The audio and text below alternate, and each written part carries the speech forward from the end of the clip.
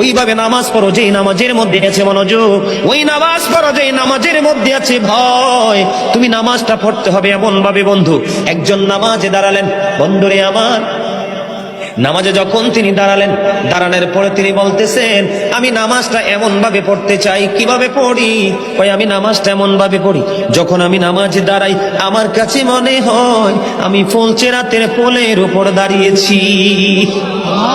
একটু যদি নড়বড় হয় আমি জাহান্নামে নিক্ষিপ্ত হব। তার মানে হলো আমি এতটাই মনোযোগের সাথে নামাজ পড়েছি যেন আমার নামাজটা বিন্দু পরিমাণ কোনো আংশিকভাবে যেন অগ্রহণযোগ্য বলে আল্লাহর কাছে গৃহীত না হয়। তিনি বলতেছেন আমার কাছে মনে হয় রে এটা আমার জীবনের শেষ নামাজ। আমি এতটা ভয়, এতটা আতঙ্ক নিয়ে, এতটা তাকওয়া নিয়ে নামাজ পড়ি, আমার কাছে মনে হয় আমার পিছনে যেন আজরাইল দাঁড়িয়ে আছে, ডানে বামে সালাম ফিরাতে দেরি রে, আমার কাছে মনে হয় আমার প্রাণ পাখিটা কেড়ে নিয়ে যাবে। আমি যখন নামাজে দাঁড়াই আমার কাছে মনে হয় আমি যেন বাইতুল্লাহর সামনে দাঁড়িয়ে আছি। আমার কাছে মনে হয় আমার ডান দিকে জান্নাত অবস্থিত, বাম দিকে আমার জাহান্নাম অবস্থিত।